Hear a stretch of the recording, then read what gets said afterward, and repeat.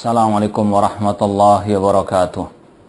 Innal hamdalillah nahmaduhu wa nasta'inuhu wa nastaghfiruh wa na'udzu billahi min shururi anfusina wa min sayyiati a'malina. Man yahdihillahu fala mudhillalah wa man yudlil fala hadiyalah. Ashhadu an la ilaha illallah wahdahu la syarikalah wa ashhadu anna Muhammadan abduhu wa rasuluh. Ya ayyuhalladzina amanu taqullaha haqqa tuqatih wa la tamutunna illa wa antum muslimun. Ya ayyuhan nasu taqu rabbakumul ladzi khalaqakum min nafsin wahidah wa khalaqa minha zawjaha wa batha minhuma rijalan katsiran wa nisaa'a wattaqullaha alladzi tasaaluna bihi wal arham. Innallaha kana 'alaikum raqibah. Ya ayyuhalladzina amanu taqullaha wa qulu qawlan sadida yuslih lakum a'malakum wa yaghfir lakum dhunubakum wa may yuti'illaha wa rasulahu faqad faza fawzan 'azima.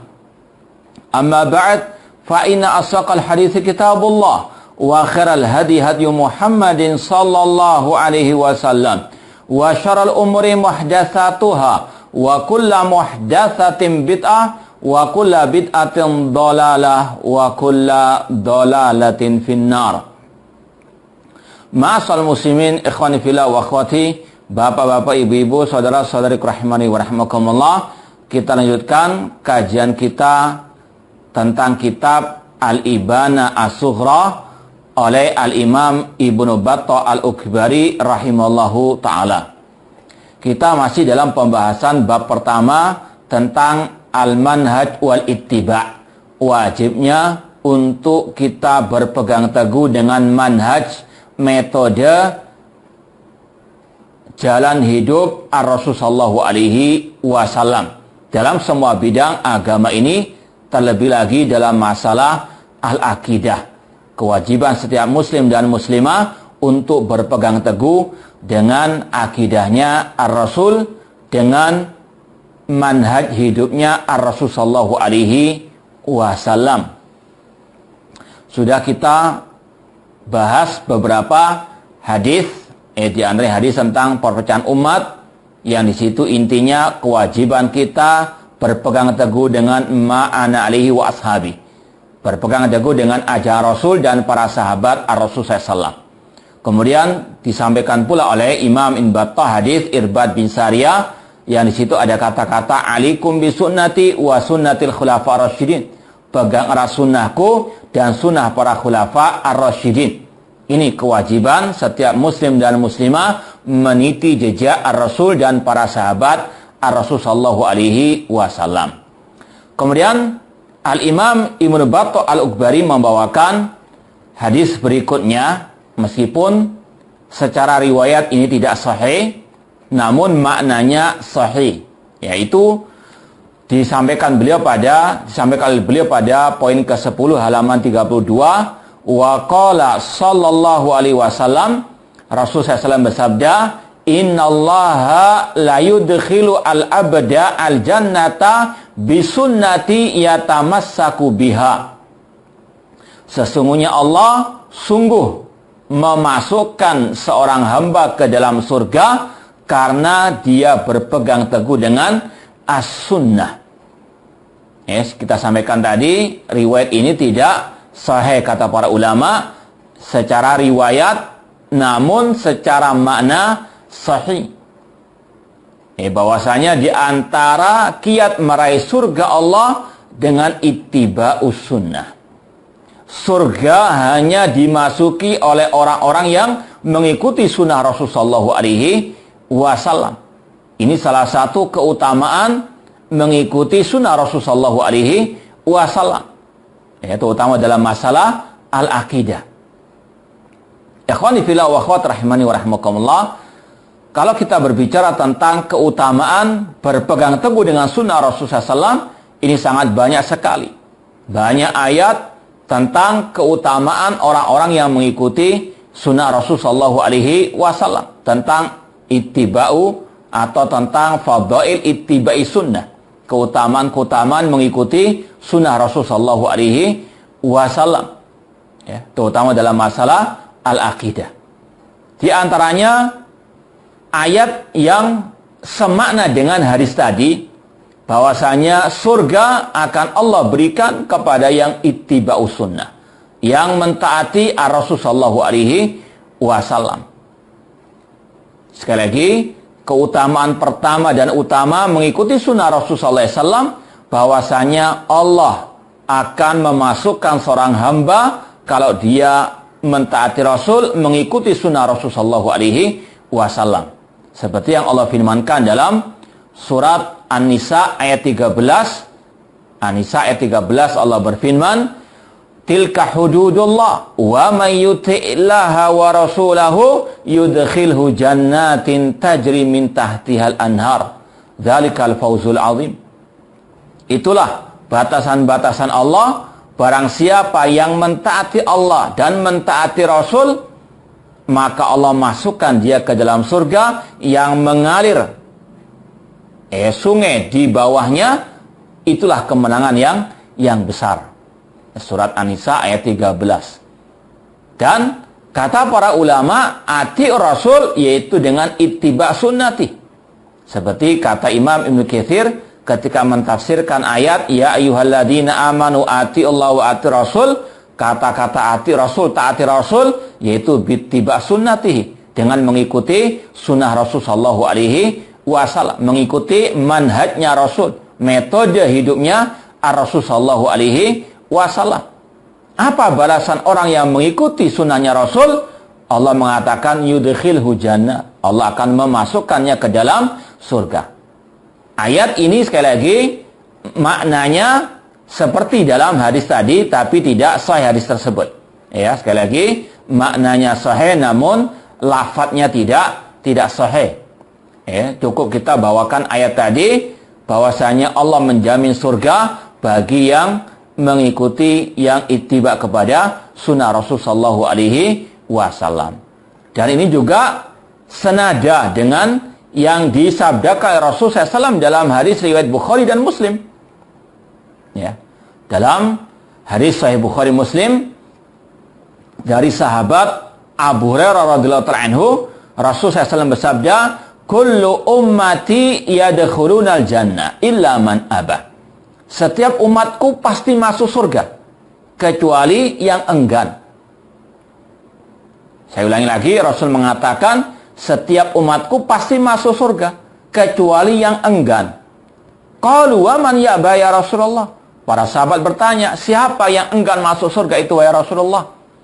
Maka Rasul menjawab, man ata'ani dakhalal jannah wa man asani faqad aba.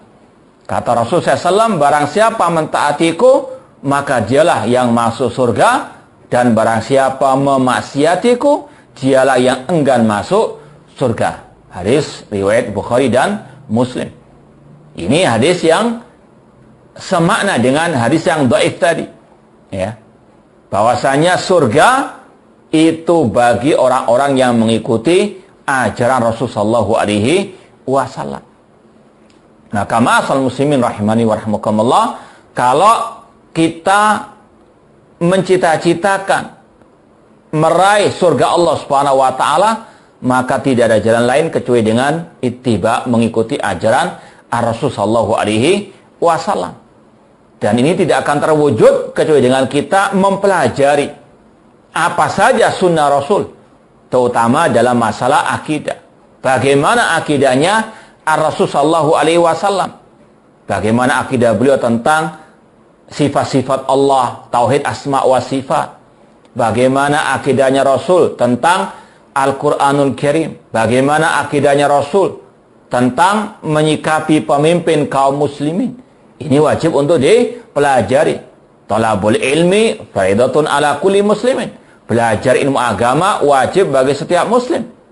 Dan tidak ada ilmu agama kecuali melewati jalannya Rasul sallallahu alaihi wasallam, mengikuti sunnahnya Rasul sallallahu alaihi wasallam. Karena Rasul yang membawa agama Islam dalam kategori baydha naqiyah, yang lurus, yang terang benderang, malamnya seperti siangnya seperti yang sudah kita sampaikan pada kesempatan yang lalu.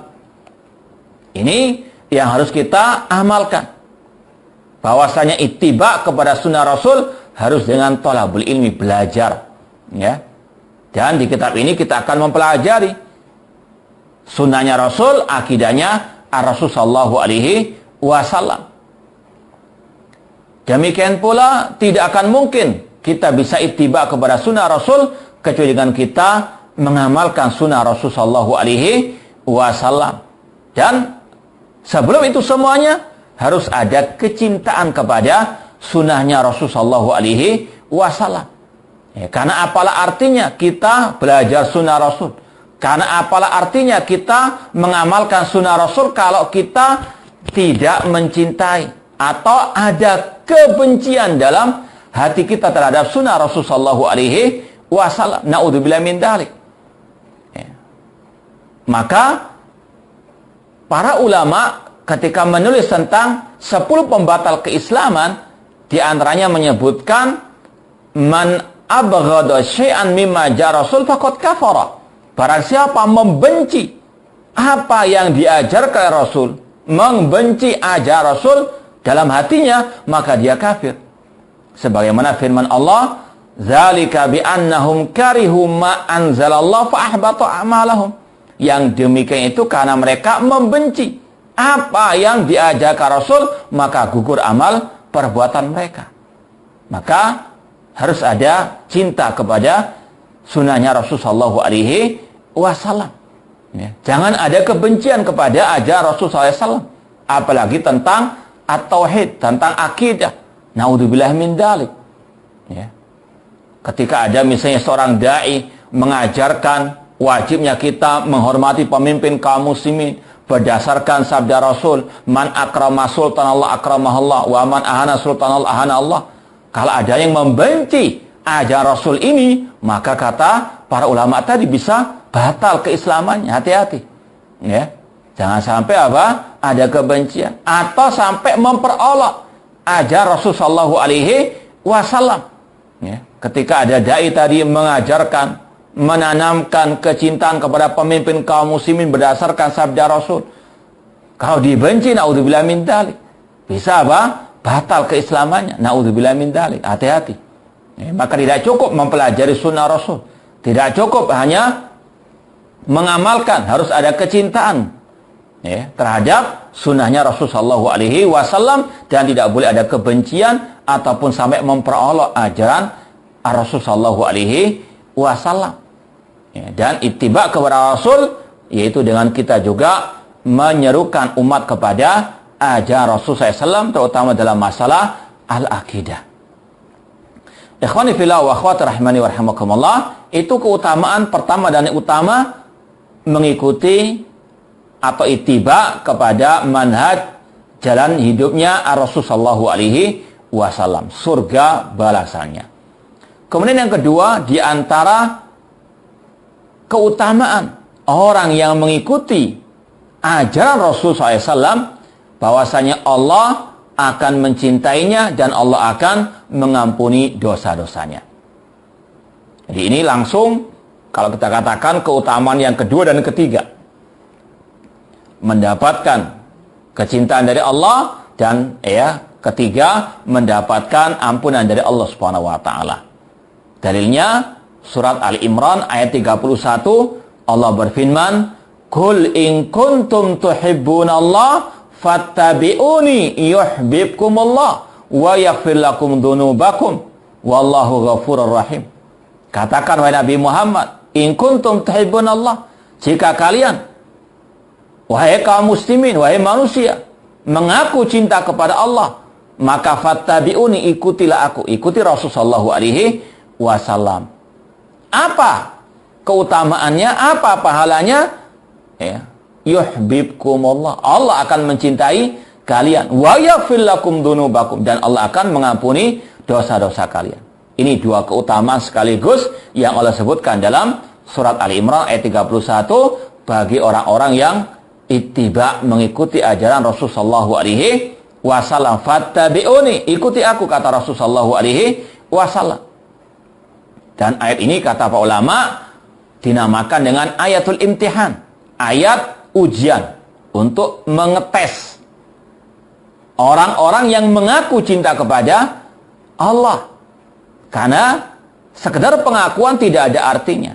Seperti kalau orang itu mengaku salafi, mengaku ahli sunnah wal jamaah, tapi akidahnya menyelisih akidah Rasul dan para sahabat, menyelisih akidah para salafus saleh, apalah artinya? Ya. Maka kecintaan kita kepada Allah, kecintaan kita kepada Rasul harus dibuktikan dengan ittiba. Harus dengan perwujudan al-ittiba, bukan sekedar pengakuan. Ya, karena banyak orang-orang yang mengaku cinta kepada Allah, bahkan bukan hanya orang muslim. Orang kafir mengaku cinta kepada Allah.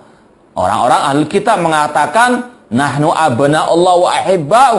Kami adalah anak-anak Allah dan yang dicintai oleh Allah, atau yang mencintai Allah. Ya, tapi Allah tidak cinta kepada mereka, bahkan mengekalkan mereka di dalam api neraka. Na'udzubillah min dzalik. Maka bagi setiap yang mengaku cinta kepada Allah atau yang mengaku cinta kepada Rasul harus dibuktikan dengan ittiba, mengikuti ajaran Ar-Rasul sallallahu alaihi wasallam. Seorang penyair Arab berkata, ta'sir rasulah wa anta tudhir hubbahu hadza muhalun fil qiyasi badi'u. Engkau memaksiati Rasul tapi engkau mengaku cinta kepada Ar-Rasul. Ini tidak connect, ya, tidak bersambung. Kemudian kata penyair tadi, in kana hubbuka shadiqan la ata'tahu innal muhibba liman yuhibbu muti'u. Jika cintamu kepada Rasul itu betul-betul tulus dalam hatimu, dari lubuk hati yang terdalam, maka engkau akan mentaati Rasul. Ya, mengaku cinta kepada Rasul tapi menyelisih ajaran Rasul. Apalah artinya? Mengaku cinta Rasul tapi membuat kebid'ahan dalam urusan agama, tapi menyelisih akidahnya Ar-Rasul SAW. Apalah artinya? Ya, maka kata beliau atau kata penyair tadi, in kana hubbuka shadiqan la ata'tahu. Jika cintamu itu betul-betul jujur dari lubuk hati yang terdalam, engkau akan mentaati, mengikuti ajaran Rasul sallallahu alaihi wasallam. Karena orang yang cinta itu pasti mengikuti, mentaati orang yang dia cintai. Ini adalah kewajiban setiap muslim muslimah untuk terus ittiba kepada Ar-Rasul sallallahu alaihi wasallam, bukan sekedar mengaku cinta, bukan sekedar propaganda, namun harus ada wujud realisasi dalam kehidupan sehari-hari dengan tadi mencintai ajaran Rasul, ya, mencintai Rasul, mencintai ajaran Rasul, tidak membenci ajaran Rasul SAW, kemudian mempelajari ajaran Rasul, mengamalkannya dan menyerukannya kepada kaum muslimin. Ikhwani fillah wa akhwati rahmani wa rahimakumullah. Kemudian kata Allah, balasan keutamaan orang yang ittiba kepada Rasul, yuhibbukumullah. Ini keutamaan yang kedua, Allah akan mencintai mereka. Kata seorang ulama, laisa sya'nu an tuhib wa innama sya'nu an tuhab. Yang paling penting bukan engkau mencintai, tapi bagaimana engkau dicintai. Ya, kalau mencintai itu mudah, tapi bagaimana kita dicintai oleh Allah? Ini yang perlu perjuangan. Dan diantaranya dengan ittiba kepada ajaran Ar-Rasul sallallahu alaihi wasallam. Kemudian balasan yang ketiga, keutamaan yang ketiga bagi yang ittiba kepada ajaran Rasul, mengikuti manhaj Rasul, yaghfir lakum dzunubakum. Allah akan mengampuni dosa-dosa kalian. Semoga Allah Subhanahu wa taala mencintai kita semua dan semoga Allah Subhanahu wa taala mengampuni semua dosa-dosa kita. Ini ya keutamaan yang ada dalam Al-Qur'an bagi yang mengikuti ajaran Rasul sallallahu alaihi wasallam. Allah masukkan ke dalam surganya, Allah mencintainya, Allah mengampuni dosa-dosanya. Kemudian yang keempat, keutamaan orang yang mengikuti ajaran Rasul, yang ittiba kepada manhaj Rasul, Allah akan mengumpulkan mereka dengan para Rasul, para syuhada atau siddiqin syuhada dan orang-orang yang saleh. Seperti yang Allah firmankan dalam surat An-Nisa ayat 69, Allah berfirman, "Wa may yuti'illaha war rasulah faulaika ma'alladzina an'amallahu alaihim minan nabiyyin wasiddiqin wasyuhada'i wassalihin wa hasuna ulaika rafiqa. Barang siapa mentaati Allah dan Rasul, barang siapa yang ittiba kepada ajaran Rasul, maka Allah akan kumpulkan mereka bersama orang-orang yang telah Allah beri nikmat atas mereka dari kalangan para nabi, para siddiqin, syuhada dan as-salihin. Semoga Allah mengumpulkan kita dengan mereka di surga kelak. Ini keutamaan yang luar biasa. Orang yang ittiba kepada ajaran Rasul nanti di akhirat akan dikumpulkan bersama para nabiyyin, siddiqin, syuhada dan as-salihin. Kemudian keutamaan yang berikutnya bagi yang mengikuti ittiba kepada ajaran Rasul sallallahu alaihi wasallam, Allah janjikan kemenangan yang besar baginya di dunia wal akhirah. Ya. Yang ittiba kepada sunnah Rasul akan mendapatkan keberuntungan, kemenangan, kesuksesan di dunia wal akhirah. Sebagaimana dalam surat Al-Ahzab ayat 71 yang kita baca setiap kali pembukaan pengajian atau yang disilahkan dengan khutbatul hajah, ya ayyuhalladzina amanuttaqullaha wa qulu qawlan sadida yuslih lakum a'malakum wa yaghfir lakum dzunubakum. Kemudian kata Allah, wa may yuti'illaha wa rasulahu faqad faza fawzan 'azima. Barang siapa yang mentaati Allah dan Rasul, maka dia telah beruntung, dia sukses, dia menang dengan kemenangan yang besar. Dan ini salah satu kiat meraih kejayaan umat. Seperti yang kita sampaikan, bahwasanya umat akan jaya kalau mengikuti ajaran Ar-Rasul sallallahu alaihi wasallam. Seperti para sahabat dahulu. Para sahabat, mereka telah mengalahkan dua negara adikuasa, Romawi dan Persia. Mereka telah menguasai dunia, mereka jaya mulia. Kenapa? Di antara sebabnya, karena mereka selalu ittiba kepada ajaran Rasul sallallahu alaihi wasallam. Seperti yang sering kita sampaikan dari kisah Abu Bakar As-Siddiq radhiyallahu ta'ala anhu, ketika Rasul meninggal dunia, kemudian Abu Bakar diangkat menjadi khalifah. Orang-orang Arab Badui di sekitar Madinah murtad dan ingin menyerang kota Madinah. Pada waktu itu ada pasukan kaum muslimin yang dikirim oleh Rasul sebelum beliau wafat ke negeri Syam. Kemudian sebagian sahabat memberikan masukan kepada Abu Bakar As-Siddiq. Alangkah baiknya jika pasukan Usama yang dikirim oleh Rasul pada waktu itu dipulangkan untuk menjaga kota Madinah, untuk menjadi benteng dari serangan orang-orang Arab Badui yang murtad. Namun, apa kata Abu Bakar As-Siddiq yang betul-betul telah merasuk dalam relung jiwa beliau, ittiba kepada Rasulullah sallallahu alaihi wasallam. Kata beliau, "Waladi nafsi biyadi, demi Allah yang jiwaku ada di tangannya. Lau jaratil kilab ala arjuli azwaji Rasul sallallahu alaihi wasallam, maradatu jaisad arsal Rasul sallam wala halatul iwan aqada Rasul sallallahu alaihi wasallam." Kata Abu Bakar As-Siddiq, demi Allah yang jiwaku ada di tangannya, seandainya anjing-anjing itu mengerumuni kaki-kaki para istri Rasul sallallahu alaihi wasallam, aku tidak akan memulangkan pasukan yang telah dikirim oleh Rasul, dan aku tidak akan menurunkan bendera yang telah dikibarkan oleh Rasul sallallahu alaihi wasallam. Betul-betul ittiba kepada ajaran Rasul. Dan apa yang terjadi? Kemenangan yang diperoleh. Pasukan Usama di negeri Syam menang, orang-orang Arab Badui yang murtad kalah sebelum berperang. Ini sekali lagi, wa may yuti'illah wa rasulahu faqad faza fawzan 'azima. Barang siapa mentaati Allah dan Rasul, maka dia akan memperoleh kemenangan yang besar. Maka kaum muslimin rahimani wa rahimakumullah, kalau kita mau meraih kejayaan Islam, harus betul-betul ittiba kepada ajaran Rasul, terutama dalam masalah al-aqidah. Demikian pula dalam masalah metode dakwah. Jangan mengarang metode dakwah meskipun dengan niat untuk menggapai kejayaan umat. Metode dakwah sudah diajarkan Rasulullah SAW, tinggal kita ittiba, mengikuti apa yang telah diajarkan Rasulullah SAW. Kita ingat di perang Uhud, ketika pasukan pemanah yang telah diperintahkan Rasul untuk tetap standby, untuk tetap berdiam diri sampai ada komando dari Rasul SAW, tapi kekhilafan mereka melupakan perintah Rasul, menyelisih ajaran Rasul, mereka pun turun tanpa komando Rasul dari bukit pemanah. Maka apa yang terjadi? Pasukan kaum muslimin dihantam mundur oleh pasukan kaum musyrikin. Satu kemaksiatan meluluh lantahkan pasukan para sahabat Rasulullah SAW, pasukan Rasulullah SAW, hanya gara-gara satu kemaksiatan.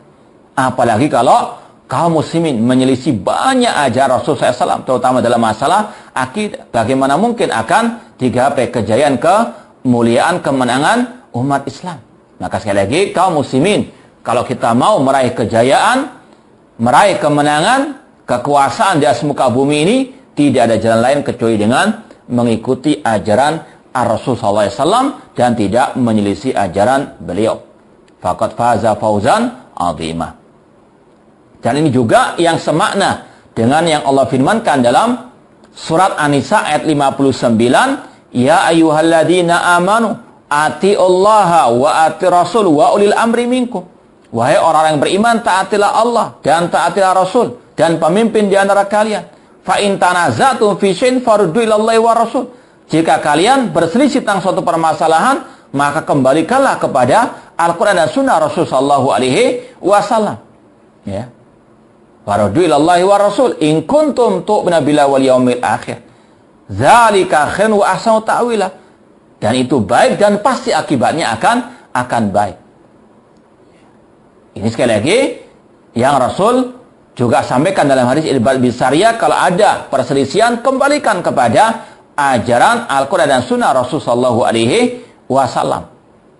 Maka sombong ahlul bid'ah yang mengatakan kalian saja yang kembali kepada Al-Qur'an dan Sunnah. Naudzubillah min dzalik. Allah perintahkan untuk kita kembali kepada Al-Qur'an dan Sunnah Rasul sallallahu alaihi wasallam. Ikhwani fillah wa akhwati rahimani wa rahimakumullah.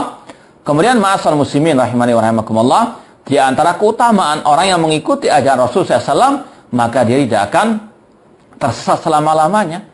Sebagaimana dalam hadis Rasul SAW, taraktu fikum amraini lan tadillu ba'dahuma kitaballah wa sunnati. Aku tinggalkan kalian dua hal yang jika kalian berpegang teguh dengannya tidak akan tersesat selama-lamanya, Al-Quran dan sunnahku. Dan ini yang sama juga yang Allah firmankan dalam surat Thaha. Allah berfirman, "Faman ittaba'a hudaya fala yadhillu wa la yashqa." Barang siapa mengikuti petunjukku, yaitu petunjuknya Rasulullah SAW juga, maka dia tidak akan sengsara, tidak akan tersesat selama-lamanya.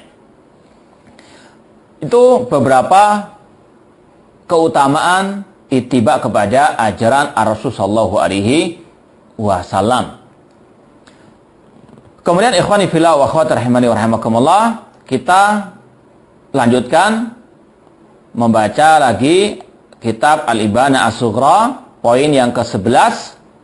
Wa qala sallallahu alaihi wasallam, Rasul SAW bersabda, wallahi lau anna Musa wa Isa hayyan la mahalla lahuma illa an yattabi'ani. Demi Allah, seandainya Nabi Musa, Nabi Isa masih hidup, tidak halal bagi keduanya kecuali mengikuti aku, mengikuti Rasulullah sallallahu alaihi wasallam. Hadis ini sebetulnya lanjutan dari hadis yang nomor 8 yang sudah kita jelaskan, sudah kita baca. Ya, sekali lagi hadis poin 11 ini lanjutan sebetulnya dari hadis yang ke-8, poin 8. Meskipun yang masyhur ya tanpa kata-kata tanpa menyebut Nabi Isa alaihissalam. Ya, kita mau baca hadisnya riwayat Imam Ahmad dan yang lainnya dengan sanad yang hasan, ya dihasankan oleh Syekh Albani dan juga yang lainnya. Dari hadis Jabir bin Abdullah radhiyallahu ta'ala anhu, ya ada kisah anna Umar bin Khattab radhiyallahu anhu atan Nabiy sallallahu alaihi wasallam. Suatu saat Umar bin Khattab mendatangi Rasul sallallahu alaihi wasallam bi kitabin asabahu min ba'dil kutub. Ketika itu Umar bin Khattab membawa sebuah lembaran atau kitab ahli kitab, ya, atau dalam riwayat membawa lembaran Taurat. Kemudian Rasulullah SAW mengatakan, atau Rasul marah, wa ghadiba, Rasul marah. Wa qala amutahawikun fiha ya Ibn Khattab. Ya Ibn Khattab, apakah ada keraguan, kebingungan dalam dirimu? Ya. Rasul marah ketika melihat Umar bin Khattab membawa lembaran At-Taurat. Kemudian beliau mengatakan, walladzi nafsi biyadi. Ini intinya. Walladzi nafsi biyadi laqad ji'tukum baydha naqiyah. Ini hadis yang sudah kita baca pada pertemuan yang lalu, poin yang ke-8. Rasul mengatakan, laqad ji'tukum biha baydha naqiyah. Aku telah mendatangkan kepada kalian Islam yang lurus, yang putih bersih. Baydha naqiyah. Kemudian Rasul melanjutkan, lau anna Musa hayyan lama wasi'ahu illa ittiba'i. Yang masyhur tidak ada kata-kata Isa, tapi cukup dengan demi Allah, atau seandainya Nabi Musa itu masih hidup, ya, karena waktu itu Umar bin Khattab membawa lembaran Taurat yang merupakan kitab yang Allah turunkan kepada Nabi Musa alaihissalam. Seandainya Nabi Musa masih hidup, maka tidak ada kewajiban baginya kecuali mengikuti ajaranku. Ini dalam Musnad Imam Ahmad dan juga yang lainnya, kata-kata wallahi demi Allah, seandainya Nabi Musa itu masih hidup, maka kewajibannya hanya mengikuti diriku. Ini lanjutan dari poin yang ke-8. Yang ini sekali lagi menunjukkan kepada kita, semua manusia wajib untuk ittiba kepada ajaran Ar-Rasul sallallahu alaihi wasallam. Semua manusia tanpa ada pengecualian harus ittiba kepada ajaran Ar-Rasul sallallahu alaihi wasallam. Entah yang darah biru, darah kuning, darah ungu, darah biru, ya. Entah yang mengaku keturunannya Rasul, ya, yang mengaku keturunannya Nabi Adam, semuanya wajib mengikuti ajaran Ar-Rasul sallallahu alaihi wasallam. Ya. Bahkan ulama menyebutkan di antara salah satu pembatal keislaman, kata mereka, man za'ama anna ahadan yajuzul khuruj ala syariati Muhammad SAW kama kharaja Khidir ala syariati Musa faqad kafara. Barang siapa yang meyakini bolehnya seseorang keluar dari syariat Nabi Muhammad, tidak diwajibkan mengikuti Nabi Muhammad atau ajaran Nabi Muhammad, sebagaimana kata mereka Nabi Khidir boleh keluar dari syariat Nabi Musa, maka dia telah kafir. Naudzubillah min dzalik. Ya, intinya di sini sekali lagi, wajib semua manusia. Bahkan kata Rasul, seandainya Nabi Musa yang merupakan kalimullah, yang pernah diajak dibicara oleh Allah Subhanahu wa taala di Bukit Tur, kalau seandainya hidup sekarang ini, kewajibannya mengikuti ajaran Ar-Rasul sallallahu alaihi wasallam. Maka sungguh sesat, bahkan bisa kafir, murtad. Kalau ada orang yang mengatakan, ana sudah tingkat makrifat, tidak ada kewajiban mengikuti ajaran Rasul, naudzubillah min dzalik. Ya, kalau ada orang yang disuruh sholat 5 waktu, gak mau, dengan alasan sudah tingkat makrifat, ini bisa murtad dari al-Islam, naudzubillah min dzalik. Ya. Kalau ada yang mengatakan, lu bagaimana dengan kisah Nabi Khidir? Ya, kita katakan, Nabi Khidir, ya, bukan termasuk kaumnya Nabi Musa alaihissalam. Maka tidak ada kewajiban untuk mengikuti ajaran Nabi Musa. Tapi semua manusia setelah diutusnya Rasul adalah umat Nabi Muhammad SAW yang kewajibannya mengikuti ajaran Rasul SAW. Beda antara kisah Nabi Musa dengan Nabi Muhammad SAW. Seperti yang Rasul sabdakan, utitu khamsan lam yu'tahunna nabiyan qabli. Aku diberi 5 keistimewaan yang tidak diberikan kepada nabi sebelumku. Apa di antaranya? Kana nabiyyu bu'itsa ila qaumi khassatan wa bu'itsu ila nasi jami'an. Dahulu para nabi diutus kepada kaumnya masing-masing, tapi aku, kata Rasul, diutus kepada seluruh umat manusia. Dan Rasul dalam Sahih Muslim mengatakan, waladhi nafsi biyadih, la yasma'u bi ahadun min hadil ummah yahudiyan aw nasraniyan summa yamutu wa lam yu'min billadzi ursiltu bi illa kana min ashabin nar. Demi Allah yang jiwaku ada di tangannya, tidaklah mendengar tentang diriku dari umatku, baik Yahudi ataupun Nasrani, kemudian dia mati tidak beriman kepada apa yang aku ajarkan, yang aku bawa, kecuali dia termasuk penghuni api neraka. Naudzubillah min dzalik.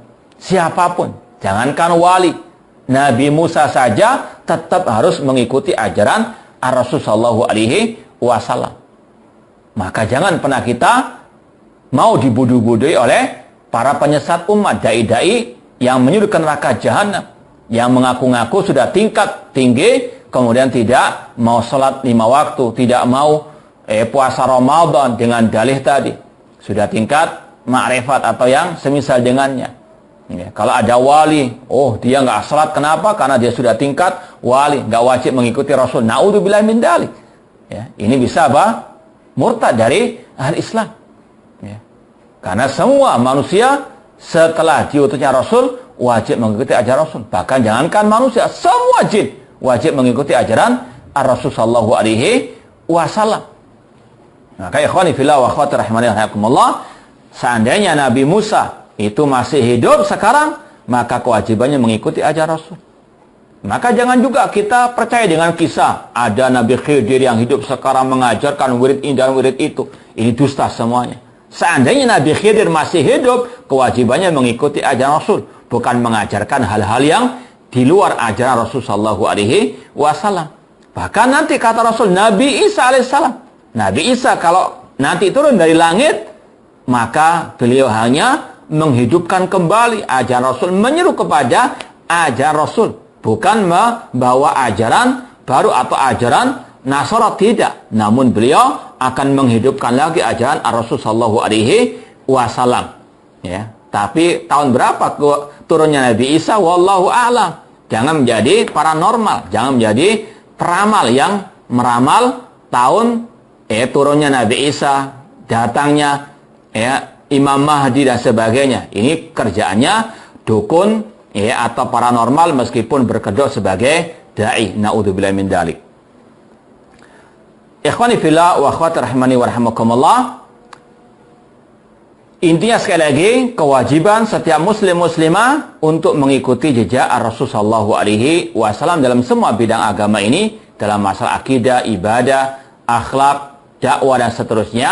Meskipun di sini memang ditekankan karena ini kitab akidah dan ini yang paling utama, ilmu yang paling mulia, ditekankan kewajiban ittiba kepada Rasul terutama dalam masalah al-akidah. Kemudian poin yang ke-12 dikatakan di sini, wa kharaja sallallahu alaihi wasallam wa hum yatanaza'una fil qadar. Pernah suatu saat Rasul keluar dan Rasul mendapati para sahabat beliau berdebat tentang masalah takdir. Rasul pun mengatakan, abi hadza umirtum, apakah kalian diperintahkan untuk berdebat atau debat kusir dalam masalah takdir? Awalaysa an hadza nuhitu, bukankah kalian telah dilarang dari hal ini? Dalam riwayat yang lain Rasul mengatakan, idza dzukral qadar fa'amsiku, jika disebut tentang masalah takdir, jaga lisan. Jangan ngomong kecuali dengan dalil. Jangan asal berbicara tentang masalah takdir tanpa ilmu. Idza dzukral qadar fa'amsiku, jangan jadikan debat kusir. Innama halaka man kana qablakum bitamarihim fi dinihim. Sesungguhnya kebinasan orang-orang sebelum kalian karena mereka debat kusir dalam urusan agama mereka. Yang inti daripada hadis ini adalah kewajibannya untuk tunduk kepada apa yang telah diajarkan Rasul sallallahu alaihi wasallam. Namanya Islam adalah al-istislam. Tunduk patuh, menyerahkan diri. Tidak ngeyel. Tidak keras kepala menentang ajaran Rasul sallallahu alaihi wasallam. Seperti yang Allah firmankan dalam surat An-Nisa ayat 65 tentang ciri orang-orang yang beriman. Allah mengatakan sekali-kali mereka tidak beriman atau tidak sempurna iman mereka sampai mereka menjadi engkau wahai Nabi Muhammad sebagai hakim, sebagai pemutus perkara. Ini ciri orang beriman. Ya. Dalam ayat yang terakhir, wa yusallimu taslima, dan mereka tunduk menyerah kepada ajaran Rasulullah SAW, kepada hukum Rasulullah SAW, terutama dalam masalah al-aqidah. Contoh, ketika Rasul mengatakan, ala ta'manuni wa ana aminu man fis sama, tidakkah kalian mempercayai diriku sedangkan diriku kepercayaan zat yang di atas langit? Rasul bertanya, aina Allah, di mana Allah, kepada budak perempuan. Jangan diperdebatkan. Sudah jelas Rasul mengatakan Allah fis sama, Allah di atas langit. Rasul membenarkan jawaban budak perempuan. Jangan ditentang, jangan membantahnya dengan hawa nafsu, dengan kata-kata, dengan rekayasa dan sebagainya. Naudzubillah min dzalik. Ya, apalagi dalilnya kata para ulama, sebagaimana kata Ibnu Qayyim, ada 2000 dalil tentang Allah ada di atas. Allah fil ulu, Allah tinggi dengan zatnya, tinggi dengan kekuasaannya, tinggi dengan kedudukannya. Bukan seperti kata al-bid'ah tinggi kedudukannya, tidak. Allah tinggi dengan 3 ketinggian, tinggi zatnya, tinggi kedudukannya, tinggi kekuasaannya. Wa huwal aliyyu al-azim. Ini sekali lagi bukan hanya masalah takdir, dalam masalah semuanya tidak boleh sunnahnya Rasul ditentang atau diperdebatkan. Naudzubillah min dzalik. Apalagi sudah jelas nasnya. Kemudian Asy-Syaikh atau Imam Ibnu Battah Al-Ukbari rahimahullah juga membawakan riwayat berikutnya yang mirip dengan riwayat yang tadi. Wa kharaja sallallahu alaihi wasallam yauman ala ashabihi wa hum yaqulun. Rasul SAW pernah satu saat menemui para sahabat beliau sedangkan mereka sedang berdebat, ya. Sebagian mereka mengatakan alam yaqulillahu kada wa kada. Bukankah Allah berfirman demikian? Ya ruddu ba'dhum ala ba'din. Mereka saling membawakan ayat untuk saling membantah. Naudzubillah min dzalik. Ya, ini sekali lagi yang Rasul larang. Ya, seperti ketika Allah mengatakan Ar-Rahman 'alal arsy istawa. Allah tinggi di atas arsy, jangan didebat. Ya. Dipakai ayat untuk membantah ayat tersebut. Naudzubillah min dzalik. Tidak mungkin ada pertentangan dalam ayat. Yang sekali lagi kesalahan dalam pemahaman ahli bid'ah tersebut yang mengatakan Allah tidak di atas langit, kemudian pakai ayat-ayat atau cari-cari dalil-dalil untuk melegalkan kesesatan mereka, padahal jelas ayatnya Ar-Rahman 'ala istawa amintum man fis sama, ya, ilayya yas'adul kalimut thayyib wal amal shalih yarfa'u, ya, syahr Ramadan unzila fil Quran inna anzalnahu fil lailatul qadar, sama menunjukkan Allah ada di atas langit. Maka jangan didebat meskipun dengan memakai ayat-ayat ataupun hadis ataupun dengan logika. Sekali lagi ini yang dilarang oleh Rasulullah SAW. Faka'annama fuqi'a fi wajhi habbur rumman. Rasul pun ketika melihat para sahabat berdebat saling membawakan ayat untuk membantah yang lainnya, maka Rasul pun memerah wajah beliau, yang menunjukkan beliau marah. Seraya bersabda, innama afsada 'alal umam hadza. Sesungguhnya inilah yang membinasakan umat-umat sebelumku. Fala tadribu kitaballah ba'dha bi ba'din. Jangan membenturkan antar ayat-ayat Al-Qur'an. Karena tidak mungkin ayat Al-Qur'an itu saling bertentangan. Ada kontradiksi, tidak mungkin. Afala yatadabbarul Qur'an walau kana min indi ghairillahi lawajadu fi ikhtilafan katsira. Kata Allah, tidakkah mereka mentadabburi Al-Qur'an? Seandainya Al-Quran itu bukan dari sisi Allah, mereka akan mendapatkan perselisihan yang banyak. Tapi karena kita yakin Al-Quran dari Allah, nggak mungkin ada kontradiksi. Maka jangan dibentur ke antara satu ayat dengan ayat yang lainnya. Harus ada istislam, tunduk patuh kepada firman Allah dan sabda Rasulullah SAW. Fa inna dzalika yuqi'u syak fi qulubikum. Sesungguhnya hal ini membuat keraguan dalam hati kalian. Wallahu ta'ala a'lam. Ini yang mungkin kita bisa sampaikan. Yang intinya kewajiban kita untuk tunduk kepada ajaran Rasul, ittiba kepada ajaran Ar-Rasul sallallahu alaihi wasallam, dan tentunya menjauhkan diri dari hal-hal yang mengarahkan kita kepada penyelisihan, penyimpangan dari ajaran Ar-Rasul sallallahu alaihi wasallam. Wallahu ta'ala a'lam.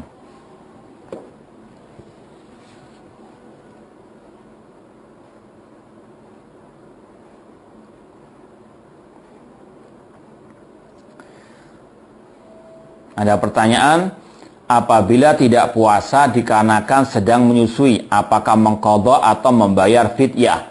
Yang kuat pendapat ulama adalah yang mencukupkan dengan membayar fidyah saja. Bagi perempuan yang sedang hamil atau menyusui ketika bulan suci Ramadan, tidak diwajibkan puasa Ramadan, cukup dia membayar fidyah sebagaimana dalam asar Abdullah bin Abbas radhiyallahu taala anhuma. Ketika beliau melihat seorang perempuan yang tidak yang sedang hamil atau menyusui, kata beliau, alaiki al jaza wa laysa alaikil qada, cukup bagimu untuk membayar fidyah, tidak perlu untuk mengqadha, kata Abdullah bin Abbas radhiyallahu taala anhuma. Setiap hari mungkin teknisnya lebih mudah, beli satu bungkus atau membuat satu bungkus makanan yang matang diberikan kepada orang fakir, atau sebagaimana riwayat Anas bin Malik mengumpulkan 30 orang fakir miskin langsung diberi makan. Ini cara membayar fidyah, wallahu taala alam. Saya pulang ke kampung istri karena hamil agak besar dalam rangka pertimbangan. Hanya kali ini bisa ke sana luar pulau dan qadarullah kami dari zona merah ke zona hijau yang belum ada kasus positif corona di situ. Apakah salat berjamaah di masjid sana termasuk menyelisih fatwa dan syariat, dan apakah itu termasuk lari dari wabah? Wallahu taala alam. Mungkin lebih baiknya sebagaimana himbauan pemerintah untuk Anda melakukan istilahnya isolasi sendiri, daripada Anda datang tapi mendatangkan madhar karena Anda nggak tahu apakah Anda membawa virus ataukah tidak. Ini wallahu alam, daripada memudaratkan orang lain, jangan bicara dulu masalah salat berjamaahnya. Yang pertama itu masalah isolasi mandiri dulu, itu yang paling penting. Yang kedua, dari konsekuensi isolasi mandiri, maka tidak ada kewajiban salat berjamaah. Apalagi meskipun kelihatannya zona hijau, itu bukan berarti tidak ada. Mungkin sudah ada namun tidak terdeteksi. Maka harus kita hati-hati. Niat kita baik, tapi harus dengan cara yang baik pula. Wallahu ta'ala a'lam. Kalau ada da'i yang sering misalnya kumpul-kumpul dengan ahli bidah, mutamarnya, tabligh akbar dengan ahli bidah dan sebagainya, sebagaimana kata orang Arab, atuyur bi asbaiha taqa, bahwasanya burung itu akan bertengger dengan orang yang sejenisnya. Dan memang mungkin da'i itu seperti itu, meskipun casingnya casing salafi, maka wajib untuk berhati-hati. Ini karena sudah azan, saya rasa cukup sekian, kurang lebihnya mohon maaf. Wa jazakumullahu khairan katsiran. Aqulu qouli hadza wa akhiru da'wana anil hamdulillahi rabbil alamin. Wassalamualaikum warahmatullahi wabarakatuh.